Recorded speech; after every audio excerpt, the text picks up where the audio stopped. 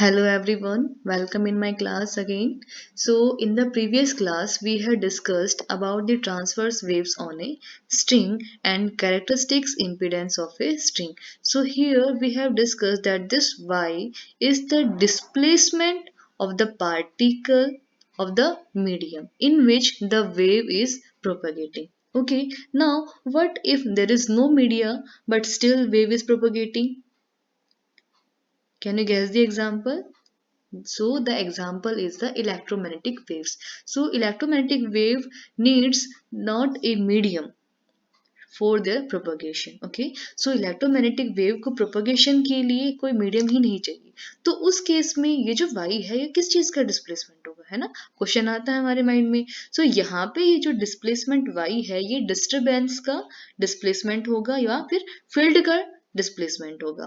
So the y is the displacement of disturbance और field. ये चीज हमें ध्यान रखनी है, ठीक है. सो अभी आगे बढ़ते हैं. We will discuss about the reflection and transmission of waves on a string at a boundary.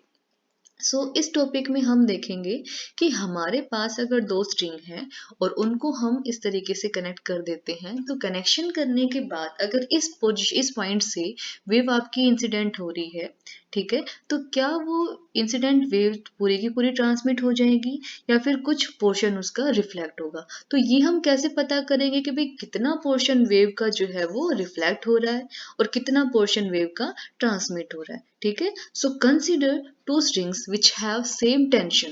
Okay, these two strings have same tension but they have different linear density, that is rho 1 and rho 2 respectively, and they have also different velocities, that is c1 square and c2 square.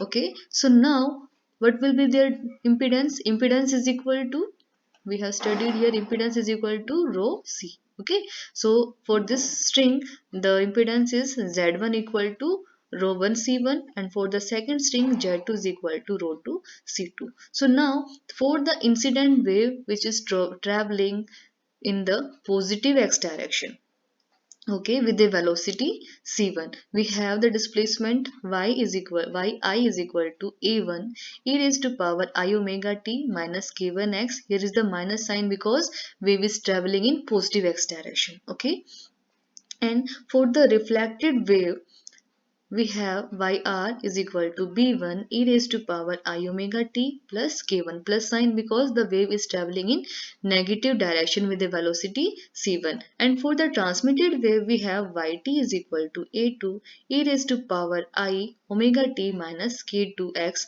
for the wave traveling in the positive x direction with velocity c2. Okay, so now we will find what are the reflection and transmission coefficient.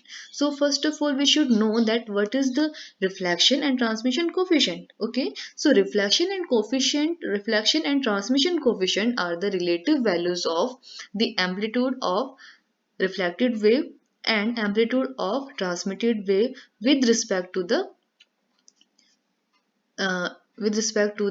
Amplitude of the incident wave. ठीक है, कि भाई यहाँ पे हम देखेंगे कि भाई जो इंसिडेंट वेव हमारी आ रही है, ठीक है, तो वो कितना पोर्शन उस वेव का, इंसिडेंट वेव का ट्रांसमिट हो गया है और कितना रिफ्लेक्ट बैक हो गया है at the impedance discontinuity. Impedance discontinuity यानी कि ये जो पॉइंट है, इस पॉइंट पे आपकी जो इम्पीडेंस जो है वो आपका डिसकंटिन्यू, यानी कि जो इम्पीडेंस आपका फर्स्ट स्ट्रिंग का था वो इम्पीडेंस यहाँ पे नहीं है. There is they are different in values. Okay, so impedance दोनों का चेंज हो रहा है, कंटिन्यू नहीं है. So that's why it is the impedance discontinuity at x is equal to 0. सो अब हमें ये क्वेश्चन आता है माइंड में, हमारे माइंड में ये क्वेश्चन आता है कि बाउंड्री कंडीशंस क्या होंगी. ठीक है, कि बाउंड्री कंडीशन की हेल्प से ही तो हम ये रेशियो फाइंड आउट करेंगे.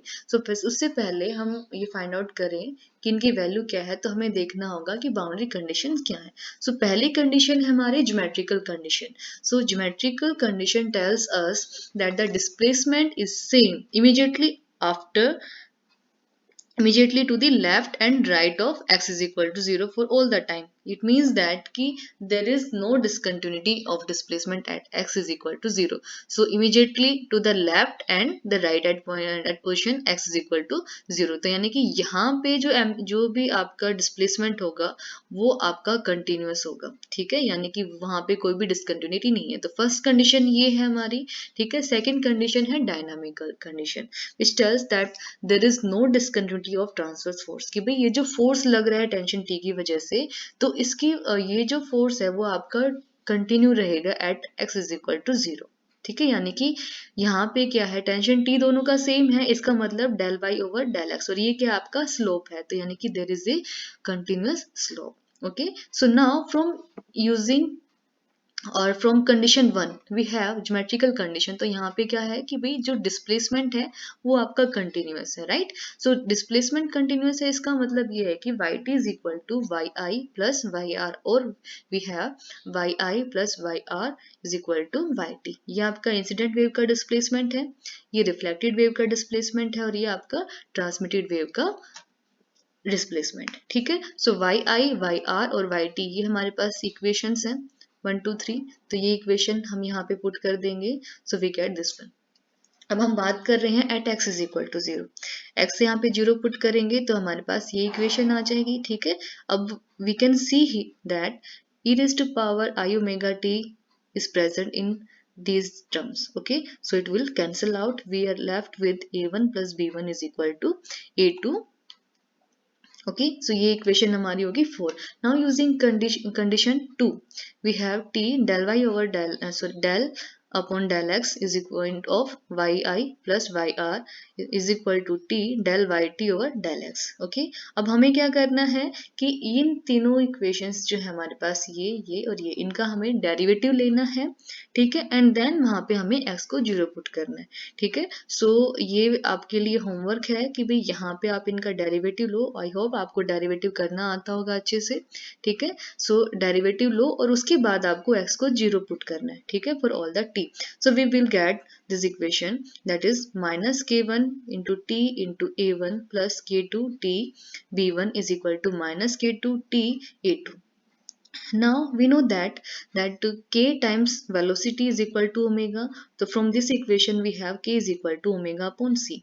ठीक है. So incident and reflected wave is traveling with the velocity c1 and the transmitted wave is traveling with velocity c2.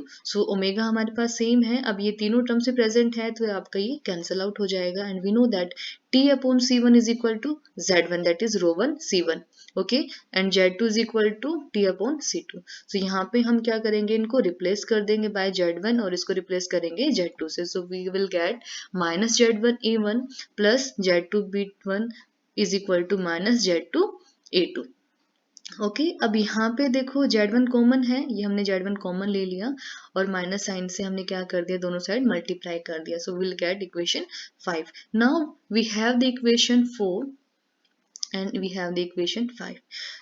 Using these two equations we will find the ratio of b1 upon a1 and the ratio of a2 upon the ratio a2 and a1. Okay, so सबसे पहले हम find out करेंगे b1 upon a1, ठीक है. So equation 5 से यहाँ पे अगर हम a2 की वैल्यू फाइंड आउट करें, so a2 is equal to z1 upon z2 into a1 minus b1. अब ये a2 की वैल्यू हम इक्वेशन 4 में पुट करेंगे, that is a1 plus b1 is equal to a2, ठीक है. सो ये हमने यहाँ पे पुट कर दिया है. अब इसको हमें क्या करना है, जस्ट रीअरेंज करना है, ठीक है. यहाँ पे देखो a1 की टर्म्स को हम एक साइड लेके जाएंगे और b1 वाली टर्म्स को हम दूसरी साइड लेके जाएंगे, ठीक है. सो will gate 1 minus z1 upon z2 into a1 is equal to minus 1 upon z1 upon z2 into b2, sorry b1. Okay, so यहाँ पे b1 upon a1 क्या आ जाएगा, z1 upon z2 minus 1 upon z1 upon z2 plus 1, ठीक है. इसको again simplify करेंगे, we will get z1 minus z2 upon z1 plus z2. तो ये हमारे पास आ गया reflection coefficient. So what about transmission coefficient? Transmission coefficient के लिए हमें चाहिए a2 अपॉन a1, ठीक है. सो इक्वेशन 4 क्या थी, a1 plus b1 is equal to a2। तो यहाँ से हम b1 की वैल्यू फाइंड आउट करेंगे और इस इक्वेशन में पुट कर देंगे, ठीक है। सो यहाँ से हमने b1 की वैल्यू फाइंड आउट की, a2 माइनस a1 आ गया। अब यहाँ पे इक्वेशन 5 में पुट करेंगे, so we will get z1 into 2a1 minus a2 is equal to z2 into a2। So after rearranging we get 2z1 a1 is equal to z1 plus z2 into a2। So यहाँ से हम a2 upon a1 find out करेंगे, we will get 2z1 upon z1 plus z2। This is our equation 7। तो ये हमारा transmission coefficient हो गया। Now अगर हम ये कहें, जो केस हमारे पास दो केस बनते हैं कि अगर z2 जो है, ठीक है, z2 की वैल्यू अगर इनफाइनाइट है, देन हमारे पास रिफ्लेक्शन कोफिशिएंट क्या आएगा, यहाँ पे आप पुट करो, z2 को इनफाइनाइट पुट करो तो 1 upon infinite is equal to 0, ठीक है। सो 0 माइनस 1 और यहाँ पे 0 plus 1, so b1 upon a1 is equal to minus 1। तो ये क्या बताता है कि भी अगर आपका जो हमारी जो स्ट्रिंग है, सेकेंड स्ट्रिंग है, अगर उसका इम्पिडेंस इनफाइनाइट है, यानी कि वो अपोज कर रही है चेंज को, ठीक है, वो अपने अंदर से क्या, अपने थ्रू जो है वेव को पास होने ही नहीं देती। इसका मतलब ये हुआ कि जो आपकी बाउंड्री है, ठीक है, at x is equal to 0, तो जो भी इंसिडेंट वेव है वो कंप्लीटली आपकी रिफ्लेक्ट हो जाएगी, ठीक है। But there is a phase difference of pi, ठीक है। और ये हमारी कंडीशन है किसकी, स्टैंडिंग वेव्स की, कि भी यहाँ पे ये कंडीशन सेटिस्फाई होनी चाहिए, तभी हमारे स्टैंडिंग वेव्स जो है वो एग्जिस्ट करेंगी। वो हम आने वाले लेक्चर्स में डिस्कस करेंगे। सेकंड केस हमारा क्या है, z2 इज इक्वल टू 0। अगर हमारे पास जो सेकंड स्ट्रिंग है उसका इम्पिडेंस अगर 0 हो जाए तो क्या होगा, सो यहाँ पे आप 0 पुट करो, ठीक है, इक्वेशन 6 में और इक्वेशन 7 में। तो हमें b1 अपॉन a1 जो है वो 1 मिलेगा एंड a2 अपॉन a1 जो है वो 2 मिलेगा। इसका मतलब ये हुआ कि जो इंसिडेंट वेव है वो आपकी कंप्लीटली ट्रांसमिट हो जाएगी, ठीक है। और इसका मतलब ये है कि जो सेकंड एंड है, यानी कि ये वाला जो एंड होगा, ये कि ये एंड जो है वो आपका फ्री होगा, यानी कि वेव आपकी इजीली ट्रेवल करेगी। बट अगर एक्चुअल में देखा जाए कि क्या ये पॉसिबल है प्रैक्टिकली कि जो स्ट्रिंग है उसका इम्पीडेंस जो है वो 0 हो, नहीं ना। तो उसके लिए हमें क्या करना होगा कि भी हम चाहते हैं कि जो भी इंसिडेंट वेव हमारी है, ठीक है, वो इजीली पास हो जाए, ठीक है, वो रिफ्लेक्ट ना हो। सपोज करो कि भाई आप यहाँ से देखो इस फिगर से कि कहाँ गई ये, यहाँ से अगर हम कोई वेव दे रहे हैं, ठीक है, यहाँ पे कोई वेव इंसिडेंट हो रही है, ठीक है, और हमें इस पॉइंट पर कोई, जैसे यहाँ से हम ट्रांसमिट कर रहे हैं और यहाँ पे है रिसीवर, ठीक है। सो अगर हम कोई वेव इंफॉर्मेशन भेज रहे हैं, यूजुअली हम क्या करते हैं, इलेक्ट्रोमैग्नेटिक वेव्स की हेल्प से हम सिग्नल को ट्रांसमिट करते हैं, ठीक है। सो जैसे ही यहाँ पे अगर कोई इलेक्ट्रोमैग्नेटिक वेव की हेल्प से, या फिर हम क्यों है कि यूजुअली हम क्या कर रहे हैं, यहाँ पे कोई इन्फॉर्मेशन भेज रहे हैं उस वेव के थ्रू, ठीक है, और यहाँ पे हमें रिसीव करना है। तो क्या होगा यहाँ पे कि भाई अगर मान लो इस पॉइंट पे बाउंड्री पे अगर इम्पिडेंस अगर दोनों का डिफरेंट है, तो ऑब्वियसली यहाँ पे क्या होगा, सिग्नल जो आपका रिफ्लेक्ट होगा ही होगा, ठीक है। तो यानी कि कंप्लीट इन्फॉर्मेशन इस एंड पे नहीं मिलेगी, वहां पे सिग्नल का लॉस होगा। तो हमें क्या चाहिए कि इन दोनों स्ट्रिंग का जो है वो हम क्या करते हैं, स्ट्रिंग का जो स्ट्रिंग का जो इम्पीडेंस है उसको हम मैच करते हैं, ठीक है, क्योंकि यहाँ पे प्रैक्टिकली जो Z2 है वो आपका 0 नहीं हो सकता, ठीक है। सो इसीलिए हमें इम्पीडेंस को मैच करना होगा, वो हम नेक्स्ट क्लास में देखेंगे। सो आई होप आपको ये डेरिवेशन आपको समझ में आ गया होगा, इसका फिजिकल मीनिंग क्या है as well as mathematical derivation क्या है। सो अगर इसमें आपको कोई क्वेरी है, so please don't hesitate to ask me, I will there for you. Thank you so much, see you there.